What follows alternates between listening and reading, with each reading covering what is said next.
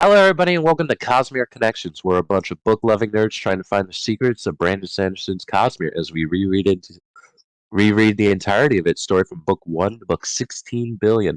Today, we are joined by Swiggity Swoo, Very Mormon. John, I don't know what to say to that. and I'm ReaderWarrior. Today, we're going to be talking about Mistborn, not the final empire, the Well of Ascension. This is part 2 of 3 of part 3, King. It gets a little bit confusing now that we aren't doing it in halves. Kay is not able to join us tonight, so we're only going to be covering the 3 chapters we did, which luckily enough were the first 3 of this section that we had planned. So without further ado, I guess we'll get into it. Okay, I had chapter 32, and apparently it is now our thing to read the epigraph aloud fully. I had never received much attention from my brethren. They thought that my work and my interests were unsuitable to a world-bringer. They couldn't see how my work, studying nature instead of religion, benefited the people of the 14 lands. Ooh, foreshadowy. As most of the epigraphs tend to be. Yeah, probably about a third of them, yeah. I think we learned from the Final Empire that these things can be important. Vin scans the crowd and counts 30 men, guards, around Cett as he stands, as she, as Yabba dabba doo. as they all stand up. Everybody watches shocked as Cett is carried up to the stage. Vin is surprised by his attire and his legs. Bree said I am not in the mindset. Bree says that he is the most powerful nobleman in his area, basically a little lord. Penrod keeps Cett accountable to their rules and lets him talk for 10 minutes maximum. Wow. Cett honest threatens and says he should be king because he has an army. Penrod calls him a tyrant and Cett agrees, revealing that there are Koloss coming. Ellen calls him honorless, and Cett remarks that Ellen's soothers are probably working the crowd. Ellen, truthful to a fault, says that they are. Tindwyl groans. Cett says he always knew that he was meant to be in charge. He promises that the assemblymen will all be given titles, the people will work and be fed, and everything shall be reset to how it was a year ago. Cett requests to stay in Luthadel with a force of 5,000. He plans to bribe everyone. After all, a bribe is just a promise turned on its head. And the assembly limits him to 1,000 troops but lets him stay. They adjourn for 2 weeks with 19 in favor. POV jump. Ellen tries to talk to Penrod, but he won't let him speak. Ellen's ideals and dreams might be right, but it is not what they need. Penrod leaves. Wow, my handwriting is horrible. Penrod leaves, and Vin comments that Cett's behavior screams Mistborn. Bree says no, that he's not, and that he's been crippled since childhood. Noorden, a really difficult name, Cett's son, walks over and says, Noorden. I can see that. For a second, I thought you were... You put that accent on there, and it actually kind of sounds pretty good. Noorden. Yeah. I can see that. Noorden. It's very Scottish. Noorden. I'm going to say it like that every time now. Cett's son walks over and says that he wishes to speak with Ellen, and he agrees to meet within a week. In a week. And that's chapter 32. All right. Pretty straightforward there. Very straightforward. Yeah. Yeah. Did you guys have anything that jumped out at you? No, this was really just... I love Vin thinking that Cett is a Mistborn. Like, he's a cripple, Vin. It's a very good trick. Yeah. Yeah, that is really good. How paranoid do you have to be? Well, like, have you guys ever read or seen The Prestige? Seen the Prestige movie? I have not. That sounds very familiar. It's a Christopher Nolan movie. It's got Hugh Jackman, Michael Caine. He's in all of Christopher Nolan's movies. And the guy who played... Why can I not remember the guy who played Batman in the Batman trilogy? Christian Bale? Christian Bale, yeah, my favorite Batman. I can't remember his name, but in the first, this isn't a huge revelation, but in the first 30 minutes, they talk about how some people play their whole lives just to do a trick, and they talk about this guy who does this trick where he makes a bull disappear, and apparently he walks really weird, and apparently he always walks like that to hide the fact that the bull is now between his legs. And that this old guy basically has spent his entire life walking like that just to disguise that fact. You're retroactively for this trick, which would kind of be like if he was pretending to be a Mistborn, or pretending not. Is that the movie about the guys who do stage illusion? Yes, and then turn I have enemies seen and go that back. movie now. Yes. But that's where I went to when Vin was like, "This is a really good play." Cett is a mastermind. It's so funny because, like, what would the point of that be? Like, why not You just, think he's defenseless? And then suddenly this guy who's in a chair, which is going to be strapped down, is now able to coin shot you. Except that he's also extraordinarily lazy. It's true. Yeah. Yeah, the whole time I was reading this chapter, I was waiting for Vin to just jump up and stab his eyes out or something, like. And I had to keep thinking to myself, is that something that happens here, or am I like remembering something else, or I can't. I was like, whatever. So I don't remember that. I was waiting for it, and it never came. So either I made it up in my brain, or it's something that happens later and I've forgotten. I was certainly rooting for it to happen. Yeah. At this point, the book could use a good stabbing. Yeah, I think Vin we haven't had a do good stabbing since like chapter 1. Right? So chapter 2. If there's nothing else, we can move along to chapter 33. Works for me. So the epigraph, this epigraph is a little less prophetic. As the one who found Alendi, I had become important, foremost among the world bringers. And I think the only thing really worth noting in there is the term world bringers, which we've talked about before. So I won't go too much into it now. Actually, we only talked about it in the spoiler section. We forgot to bring it up when it was initially brought up. Oh, okay. Well, the World Bringers are a leader, or are a sect of leaders amongst the Terrace people in old Scadrial, ancient Scadrial. Yeah. They kind of help make the rules. They're sort of a cross between the government and the religious leaders, a little bit.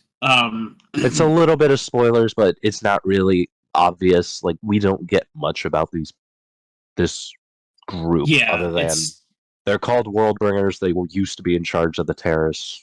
That's about all we got. They're mentioned in the Final Empire in one of the epigraphs. And then yes, they were. Not really much else after that until about here, right? Yeah. Yeah, pretty much. It's a very teeny tiny little detail that becomes more pertinent actually once we move away from Mistborn, believe it or not. So we'll revisit that in the future. So Vin is back in her room studying books, and she's kind of relieved about it, even though it's kind of also making her anxious. She's thinking a lot about the prophecies and the mists and how they relate to what's going on with the thumping that she hears, and eventually she talks to Orsur about it, and he suggests that prophecies might be less about knowing the future and more about being an expression of hope, which to me makes no sense, because then they're not prophetic, they're just, it could always be better, but that's semantics. Vin and Orsur actually get to joking a bit about Orsur's breath, and which is really just like kind of becoming their dynamic, right? They like joke with each other a little bit, and that's very non-Kandra behavior. But as they're chit-chatting, Vin guesses that the Kandra must have a religion, and actually says something very scholarly and sort of pertinent about how that would imply that the Lord Ruler didn't squash out all the religion, and that his theological hold on the people would not be quite so permanent. And, it kind of shocks, she even shocks herself with that. She's like, what did I just say? God, I sound like a book, I sound like Ellen. But then Orsur confirms, yes, they do have a religion, and in their religion, they gain freedom when all the humans kill themselves off with the Koloss, whom the Kandra hold in high regard for reasons Orsur doesn't want to talk about, which we can talk about in the spoiler section. But anyway, they part ways, and we move to an Elend POV for like 4 paragraphs or something. Yeah. Elend is talking to a healer about the sickness that's been going around the city. They determine that it's a poisoned well. They kind of speculate about who might have done it, and Elend remembers Breeze saying that he did the exact same thing to Cett before he left their camp, and they decide to set guards around the wells and to board them up. And then we go right back to Vin, who is patrolling around looking for Dox, who she finds in the library, and she notes that the books are being plucked away like prey before a predator that is Elend. As they should be. Vin notes how Dox has changed somehow.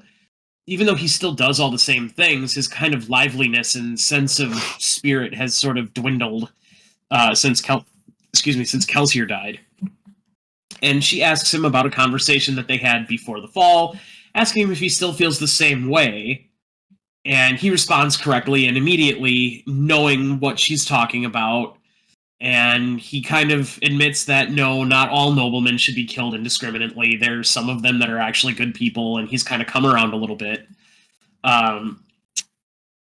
Eventually, she decides that Dox can't be the imposter because no one else would have known about that conversation, and it has to be him. It's too close to the right thing, and her gut tells her, no, this isn't the imposter. Orsur, however, seems unconvinced, and he tells her about Kandra investigation methods, and how sometimes the person will be interviewed on multiple occasions about different things to get exactly that kind of anecdotal stories to tell and kind of sell the illusion of their impersonation, and that sometimes even the Kandra masters will torture the people that they intend to replace to get information out of them.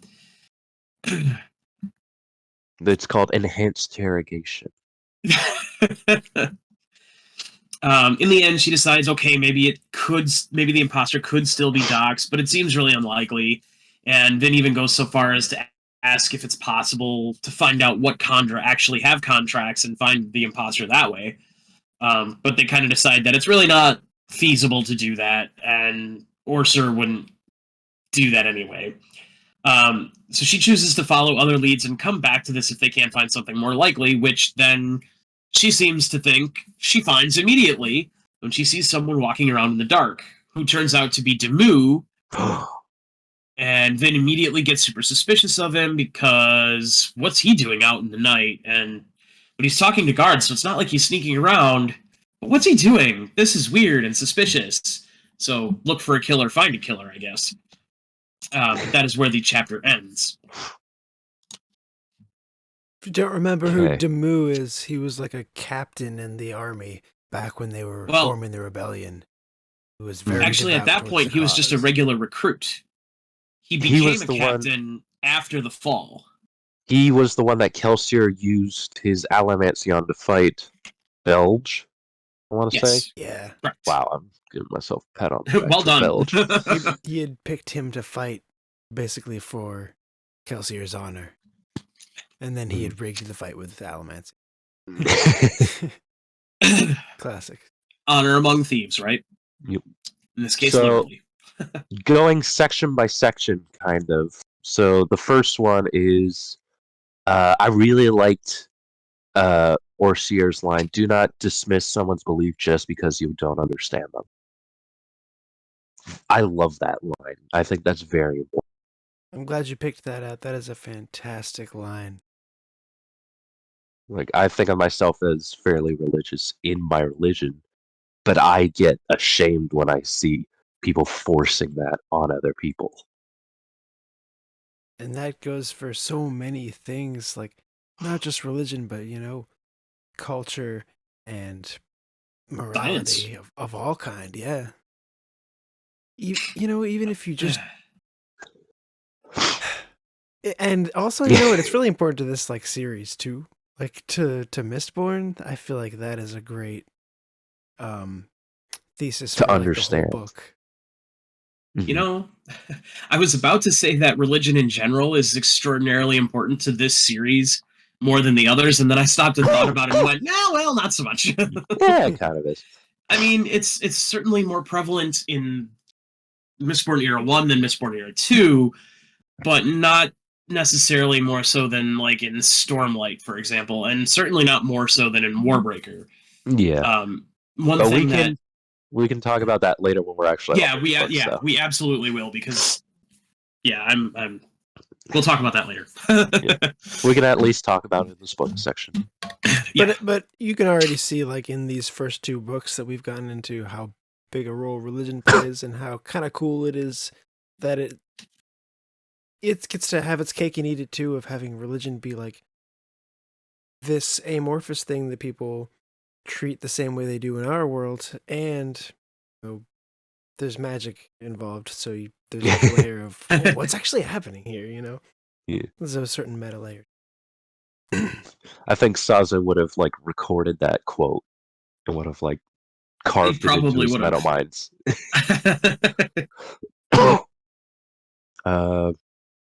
Okay, I'm going by section. I think for that section, I guess going along with that line, a line that I really liked was like I think, most prophecies are an expression of hope. That to me is kind of going like back to something Sazed said back in Final Empire, when he said, if that was true, I would not want to live believing it.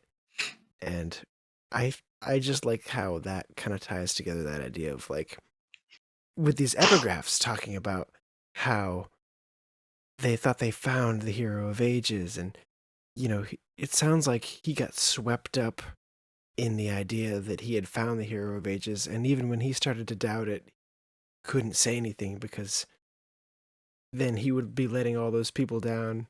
And like, I love how this conversation mirrors that like subplot in the epigraphs. Even more directly, so it mirrors kind of what Doxson says later, and how yes, what they did was horrible, but if he accepts the fact that these people were only human, basically, and that they were only doing as they were taught, then what I did to them is just as bad, and I can't accept that, or it makes me a monster. Yeah, that was so dark. It's a theme that comes up again in later books too. That whole idea of, is there a good guy in war, or is it just two peoples who can't understand one another? It's a very good, strong, and identifiable conundrum for a novel. So it's a great theme. Who do we think actually poisoned the well? Do we think it was Cett or Straff? I don't know. I've been like sleepless trying to come up with an answer for this. Because I don't remember if there's an actual statement later in the book, so we're not gonna put this in. I don't remember either. So we're gonna.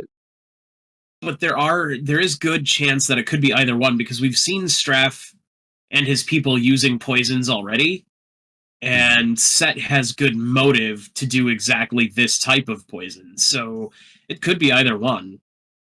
I think it would probably be Cett, because I feel that Straff doesn't seem the kind to poison somebody. I think he's used to poisons being upon him, and that's pretty much all we've seen with him, and he seems to be more direct. I don't think he's going to do something sneaky and not immediately be like, that was me, we did that. You mean like sending Zane to befriend Vin? And well, I think it. Well, he didn't send Zane. He basically said find out about her. I think it was probably Cett. But still, find out if she has atium.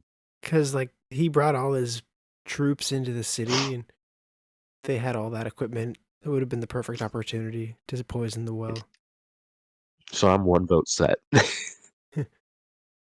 I think it's more likely to be Cett, but I think that it's reasonable that either one of them could have done it.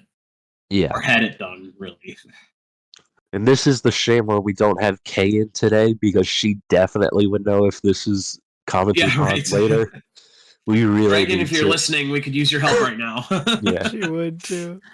Because Kay is like the smartest one of us typically. She's has got like the page numbers for all important events memorized. Uh-huh.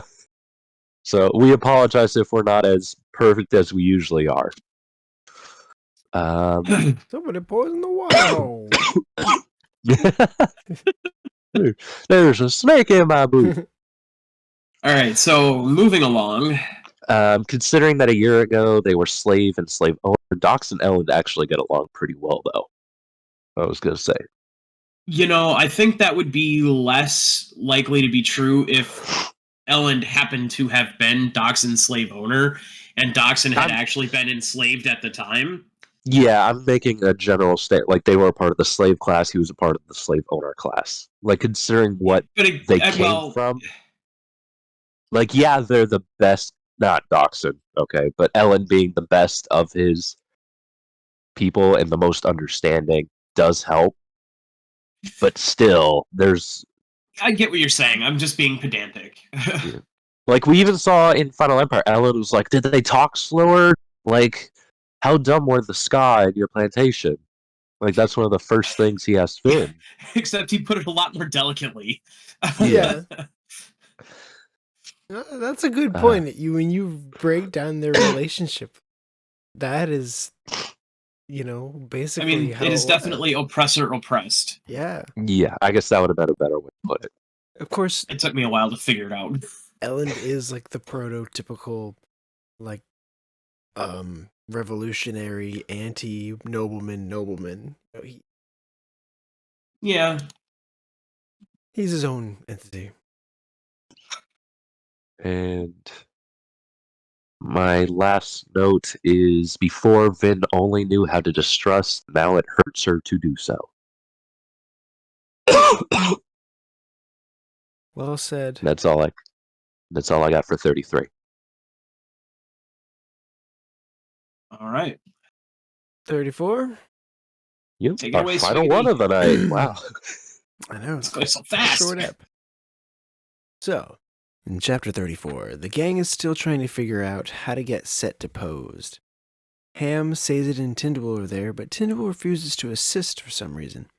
It's stated in the book that she seems like it's a line to cross, to go from assisting Elend in his kingly manner to actually assisting in public affairs. So, there's also one more character there, Noorden, who is an ex-obligator. And he shows Elend a ledger proving that Cett has been dealing with Luthadel secretly for a long time, making alliances and doing deals, gaining stake in the merchant class. Elend's laws remain bulletproof or coin shot proof. Nice. And he realizes that giving the assembly autonomy is a double-edged sword, when each of the assemblymen have their own thoughts and goals and problems. Sazed tells Elend that it is not his duty to do what the people want, but he resists this idea, although he admits if he is uncompromising with his laws, then he shouldn't compromise on his ethics either. So while the people he might not be the hero the people deserve, he is the one they need right now. Coming around to my Batman reference. Yeah. So, Vin shows up, as she does, I think through a window. And she's excited. Like Batman. Yeah, there it is. Yeah. I'm Mistborn. And remember, she's fresh off thinking that Demoux is the spy.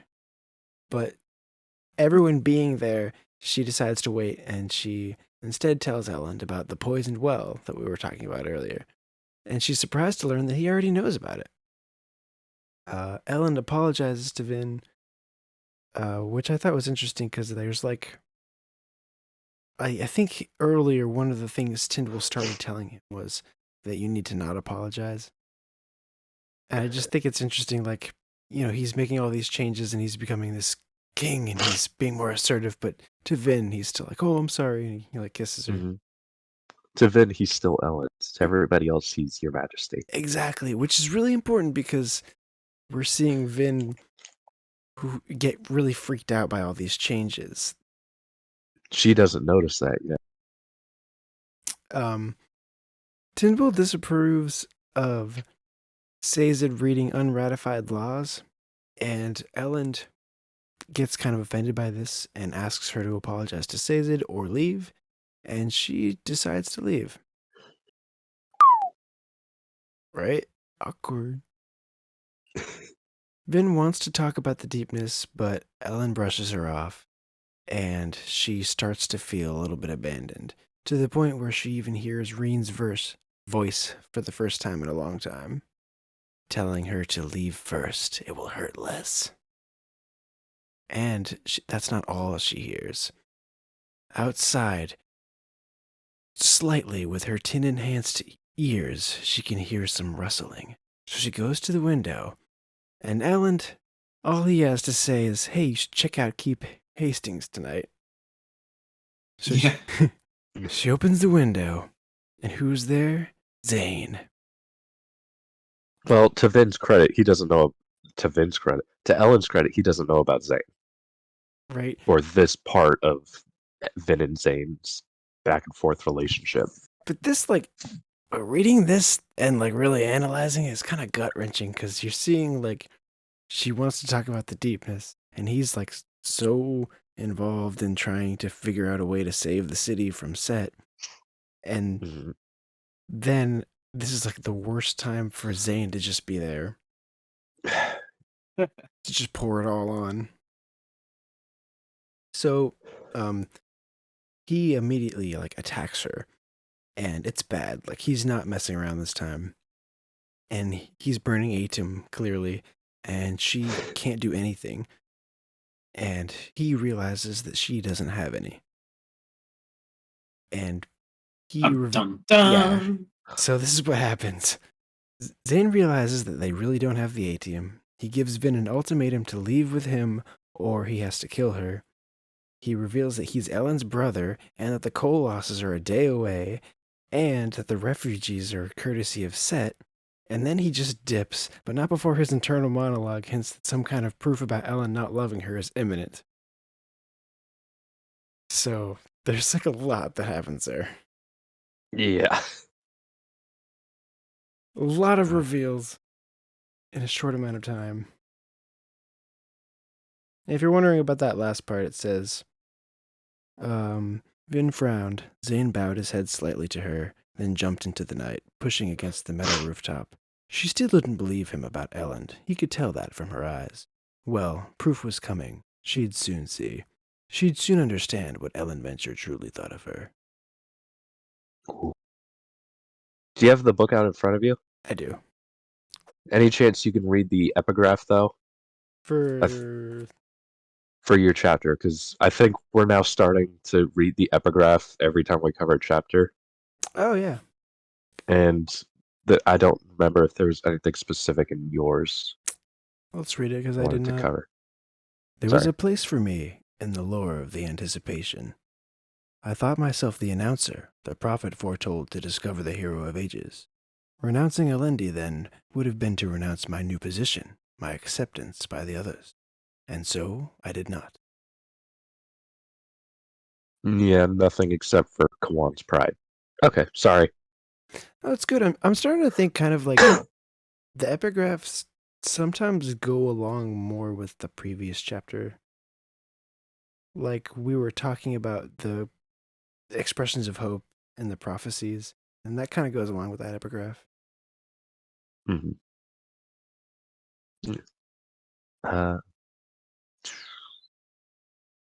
The comments I have are, there's a line, who the people want to be ruled by and how the ruler must rule them. And that's basically what Ellen has to learn.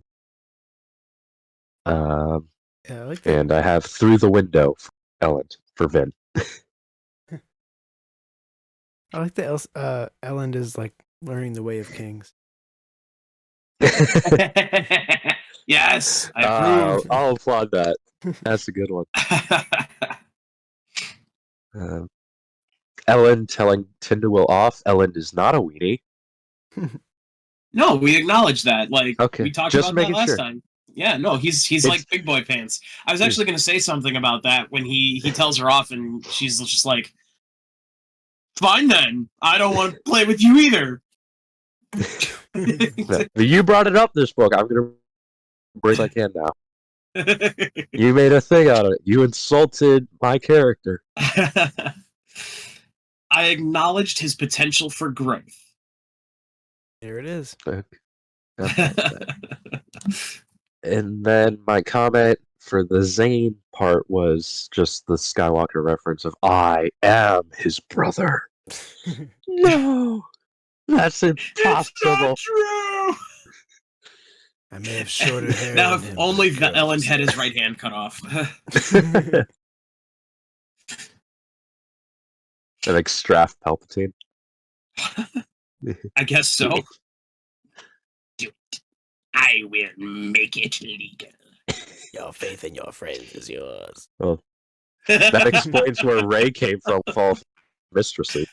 Oh, good grief! We have tangented the tangent. It really feels like we should have one more chapter. Yeah, I think we need Kay to be here from now on. Yeah. Yeah, I kind of agree. This is Like, even if we have 3 chapters, she needs to control us. She needs to keep us in line. Okay. What's next here? Nothing else. I got no other notes that are spoiler free. I had a small note. Zane in the membrane. I Small. was waiting for that. It was just literally like I was reading this and they were talking about like the Kelsier. No, they weren't talking about him. They were talking about Noorden's eye tattoos and how he had relinquished the beliefs, but he still had the tattoos, and it just reminded me of like how the Ministry marked Kelsier by the scars that he had from being in the pits of Hathden. I thought that was like maybe some cool mirror imagery. That's cool. I don't know anything off that based on the top of my head. I'll have to give that some thought. I feel like I'm reading too much into it, but that's kind of the point of a book club. Yeah, it's fine. Any more notes for the spoiler-free section? John? Nope. Okay, then. I did just think of one thing. This is back in chapter 33, I think. If you ever get doggy kisses and they smell minty, throw that thing in acid because it's a condom.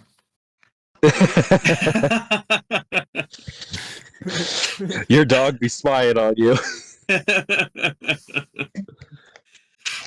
You just start talking to it at night. And then it started talking back. There were some funny moments in these chapters, though. Like Vin, do you always have to perch? He's on top of a stack of books. It is kind of funny how, like, in the Final Empire, Doxson was kind of the straight man, and now it's Orsur. Uh-huh. I'm like loving Orsur. The more he comes out of his shell, just slowly the becomes funnier one of my he favorite becomes. characters. Yeah. Like, in a role where he has no character, he finds his own.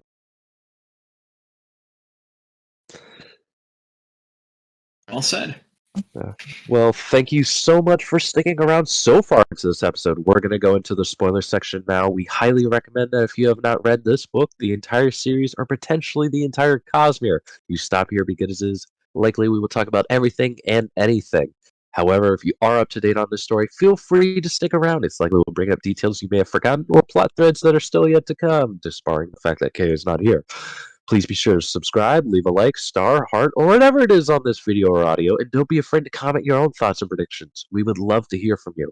But if this is where we leave you, then my name is Reader. I have been joined by Swiggity Swoo. Blue Skidoo, I can't do. John. And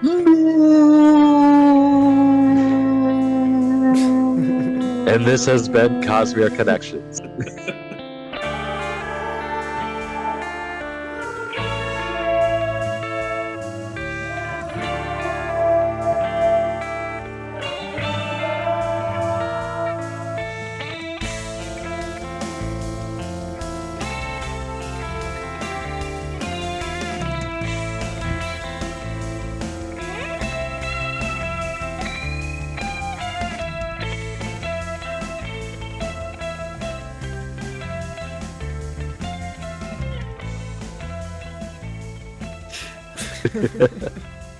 More Star Wars references. That's impossible. And we're back. Highly unlikely. Okay. Well, I honestly don't know if we're gonna have a long spoiler section or a short one. Time will tell. Go Time will crazy. tell. Well, So I did want to go back to that thing that I kind of sort of started before with the whole religions thing. sure. One of Sanderson's great strengths, I think everybody would agree, is his characterization, right? Like he comes up with these great characters. It's probably his second best authoring skill, maybe right after the explosive World building. endings. That too. Yeah, I guess it's kind of hard to pick. But anyway, what I was driving at is his building of convincing fantasy religions that are based on religions, that are based on religions, that are based on religions, that are based on history is astounding. And I feel like that's something that doesn't come up a whole lot among podcasts and communities, that discuss cosmic stuff. Sanderson's religions are just amazing. Like, I love studying religion. When the whole Percy Jackson hype came out like 10 years ago, I was a part of that, and I learned Greek mythology, and then I learned Egyptian mythology, and I got a love of reading religions and hearing the lore and stories that are a part of that. And Brandon just makes that so much more. Like, I love every time Sazed is like, oh, here's this religion about the people who lived under the ground and believed that the closer you got to the earth, it got warmer, and that's where they believe heaven is. I love this. The religion seems so fantastical, but they seem almost real. And the impact that they have in the story is something that you don't really see terribly in other fantasy, like, fleshed out as much. Obviously, characters have their own beliefs and their own alliances, but I feel like when Sanderson does it, the meaning that is conveyed is just so much deeper and so much more realistic. And I feel like there's a lot of media these days that wants to kind of poo-poo religion as a whole, and it's very popular to poo-poo religion as a whole. I don't know how else to say it, but it's nice to have some storylines where people's faith is rewarded and where it's tested and where it's challenged, and it feels totally legitimized in the way that it's so realistically represented. Yeah. Should we move on to the actual chapter coverage then? sure. Okay. Chapter 32. That is the scene with the assembly. I don't think there's anything really spoiler in here unless we want to talk about Cett later being one of Ellen's advisors. I'm pretty sure there is a point where Vin does attack Cett, trying to get him to reveal that he's a Mistborn, and then she stops. I don't remember that. I feel like there is a scene like that, but I don't know where it is. I can think of maybe when she's on her attack with Zane, maybe? I don't remember. I know she attacks Straff. pretty successful. Yeah, she. Oh, maybe that's what I'm thinking about. Maybe it was Straff. Because she uses get the it. Kolos sword on Straff, right? Yeah. And she's just like, the rest of you swear fealty to Ellen, your emperor. Yeah, whatever you say, ma'am. It's badass. I don't know. I thought when you were talking about eye stabbing, it made me think of Adolin. Yeah. Guy deserved it though. I mean, yeah, no joke. I don't know if this was in this chapter or not, but we're to bring it up like for the 15 millionth time. That prophecies are an expression of hope line just reminds me of the end of the first 3 books a lot. Like all the religious prophecies and how it's all paid off, and it's like also really really cool that it has the word hope in there specifically. Yeah, that's chapter 33. We can just segue into that because there's nothing really in 32. Fair. Yeah. Not that there's a whole lot in 33 either. Well, I wanted to comment on, so we have Vin drawing on the mist. We haven't covered that at all in this set of this book. We did cover it in Final Empire. I just want to recover it here.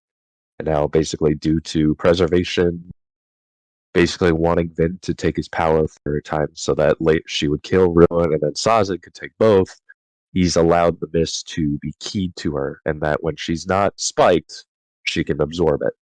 And that after she ascends, she can absorb all of it in ascend. We've got when when Tensoon says you're of ruin and the Khandra are of preservation. Capital R, capital P. Yeah, this is one of the few times where we hear about the shards being referenced at directly. Mm-hmm. Before we even know about them. Right, yeah, because at this point we still don't know what a shard is, or Edelwutzium, or whatever. That is so crazy to think about. It's kind of like when they just drop Conjure in the Final Empire. It's like, I don't know what that is. Or Kolos. Yeah. Right. Well, you mean humans? But you could. It's honestly so weird that you could see preservation ruin as capital letters, and you're just like, okay, I'll ignore that, and you don't even think about it. It didn't even register me the first time, and then when preservation and ruin actually became entities, I went, "What are you talking about?" You could totally just read that as you guys are more prone to preserving things. We're more prone to ruining things, and not even think that there's a reason they're capitalized. Yep. I had one for this. It was when Orsur says there's a good chance he knows the spy quite well. And it's him. Nice. Yes, there is a good chance I know the spy. Almost 100% like he's me. Of course I know him. He's me. Me. I love that. I don't recall owning a droid. It'd be kind of fun to Star Wars reference. Oh, it's a day for it, apparently. This is where the fun begins. You want to go home and rethink your life. I want to go home and rethink my life. I want to do a podcast on the Cosmere that's going to take how many years just to get caught up. You don't want to do a podcast. I you want do. to go home and rethink your life. You can cut that out in post. No, we're keeping that. It's just gonna be. I'm just gonna edit out all of the Star Wars references into one long video. You totally should, and upload that to TikTok. I'm having enough trouble with TikTok. I don't need to be reminded. And make it a reel, whatever, or if shorts. Yeah, maybe. Vin removing her earring to talk about the ruination of trust between her team and between herself and the crew. I like that. Yep, good. Some good word choice there. Thank you. Yeah. And then my last note for this chapter was what Demoux was really up to, and he's out trying to help Elend in his own way by spreading Kelsier's cult. Or, helping found the Church of the Survivor, Yeah, as it will one day come to be known. yeah, fine. Spreading Kelsier's cult, though, just has a better ring to it. Yes, it does. What is he doing out there specifically? Like, He's meeting up with other members of the fledgling Church of the Survivor and kind of establishing a doctrine. Okay. He's telling them, believe in Elend, he will do it. He was picked by the Survivor. We must have faith in him. Tell your assembly members to vote for Elend. Yeah. I could be wrong, though. Kay is not here. That made me think Kay is not here. What is the deal with Allrianne? Why do they say that they kidnapped her? It's just the way that they can spin it, because Allrianne left and now she's with the king. So that's just political slander? Yeah, it's sort of how, if you guys have ever watched Doctor Who, how, Rose goes with the doctor, and then her mom is like, you kidnapped my daughter. And she's like, it's just how it can be viewed. Wait. If you look at it. Isn't that the first season of the new Doctor Who? Yeah. That's literally the only one I've ever watched, and you just happened to pick that one to reference. Ninth Doctor is my favorite. Rose was hot. What? It was 2004. What? Nothing. I thought she was cute, but it's kind of difficult to see through the film now. Anything else for chapter 34? This is the episode of references. Yeah, we're totally going outside the Cosmere here. Anything for 33, not 34. Sorry. Yeah, or we can move on to 34, I think. Okay. Swiggity, I had you reread it just for the comment on the announcer. Yes, very pertinent. Yes. And I didn't want to call attention to it because if we said that, then that would be a focus. Right. So, for those of you who already read this whole book, remember the holy announcer. Uh-huh. And how Ruin will change that as it gets to it. Because Zazen can't read the first words. Wait. I write this in metal because anything not in metal cannot be trusted. I'm going to take a carving. What's this announcer? I'm lost here. Instead of the holy announcer was... Yeah, it was the person who was to find the hero of ages. And basically later somebody refers to Zazen as great holy something or other, I don't remember, and Ruin. So Zazen reads announcer, he goes out, somebody calls him something, and he comes back and he reads that again, and now it's changed to what they called him. Oh. Yes. So it's going to change later. Yeah. Okay. Yes. And he even checks his metal minds and it's changed. So he's like, oh, okay, I must be having a brownout. Mm-hmm. He makes it sound like he has diarrhea.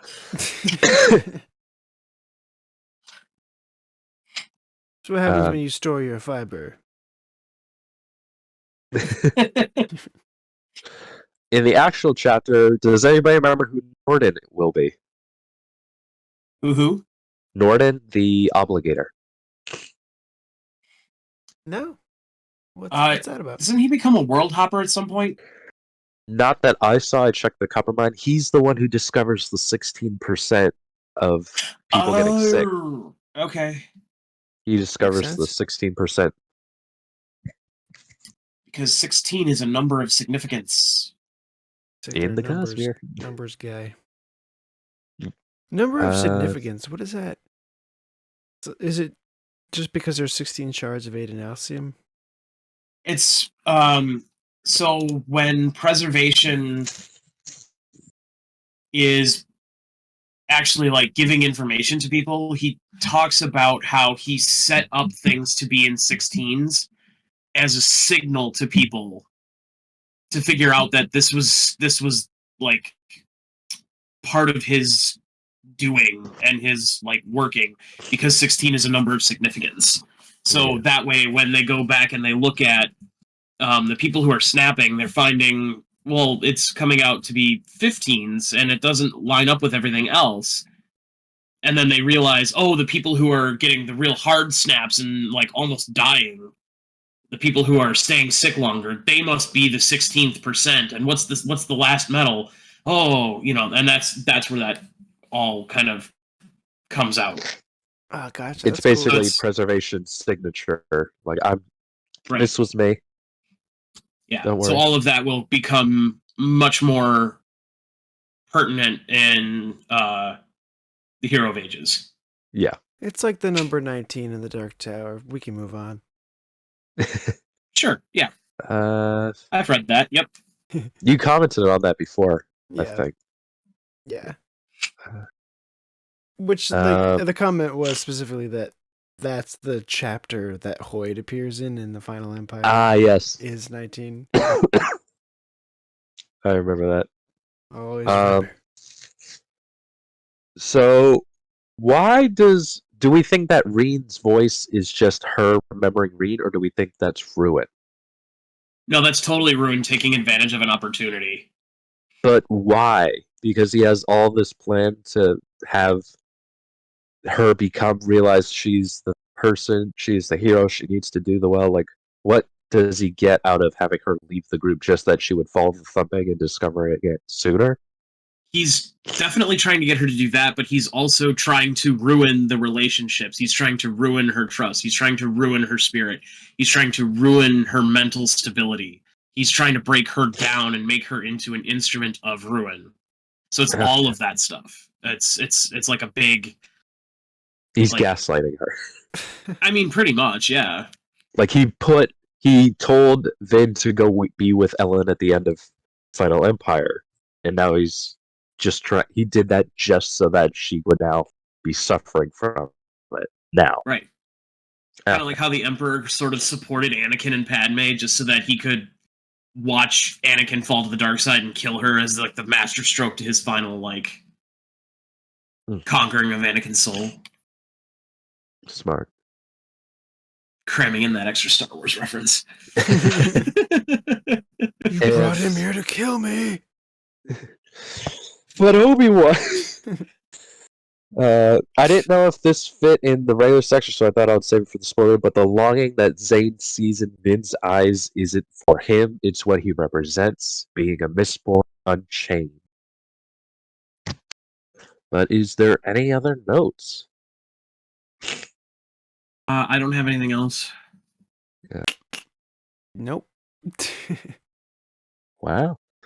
It was a very straightforward first chapter. And the other ones were more so just focused on what Vin would be like.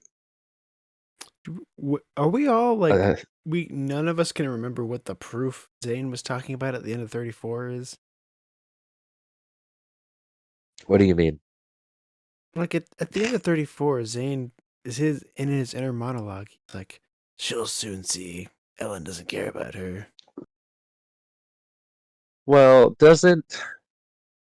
I think he's more so referring to how he's going to manipulate her. But doesn't Ellen say something or do something that sends Vin to go with Zane and do that whole kill all the people in the tower thing? I don't remember. I don't remember. This is why we need Kay. Well, we shall soon find out again. Yes. Together. In 1 week's time, we will figure this all out. Well, that's going to be it for our show then. Thank you so much for joining us in our ramblings, more so than usual, and predictions. Please be sure to remember that there's always another connection. Have a nice night. Adios. The Force will be with you, always.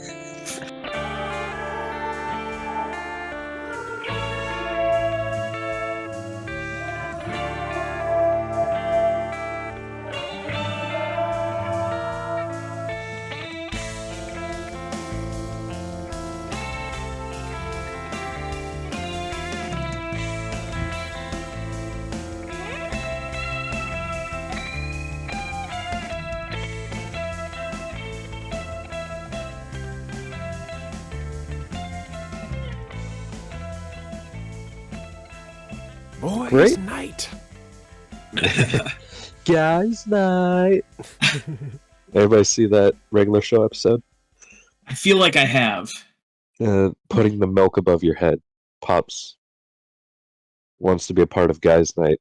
They basically do a bunch of challenges, and it gets resulted to you have to drink an entire gallon of milk, and you got to hold the jar over your head. Oh no, I haven't seen that one. That sounds great.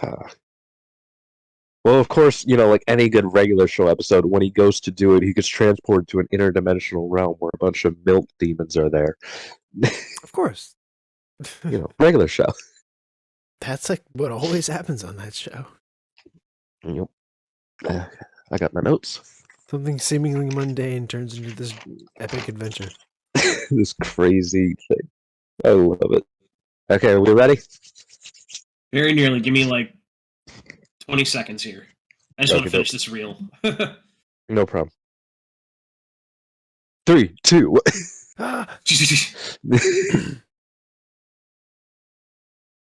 Well, that was stupid. It didn't even... Lame. Okay, go. Oh, I was going to type out, so we... Okay. Are we all ready? Well, I got the giggles. All right. What are we doing here? I don't know where I am. No, he's Fjorden.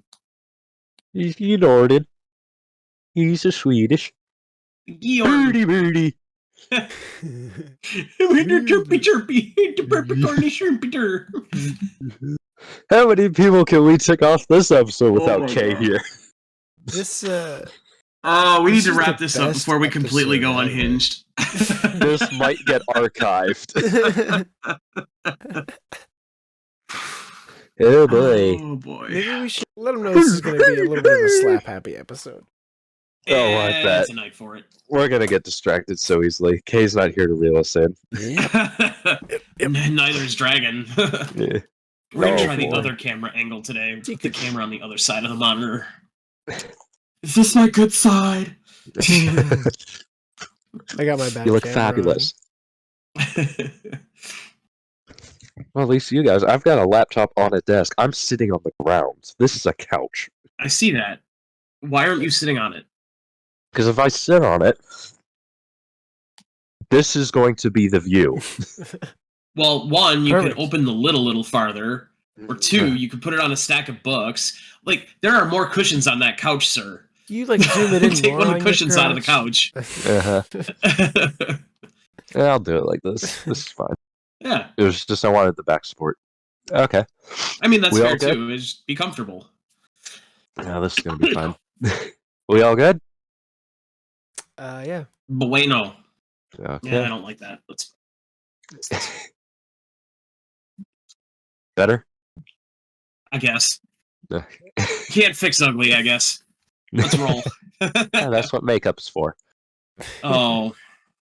I don't have any of that. I do have a Sharpie, Your though. girlfriend should have some. Yeah, you should Okay, do let's. pre-podcast makeup.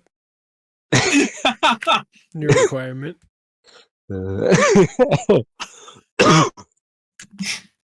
Okay, we all good?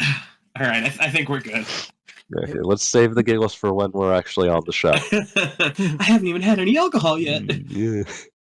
Okay. I haven't even had any alcohol yet. Yeah. Okay.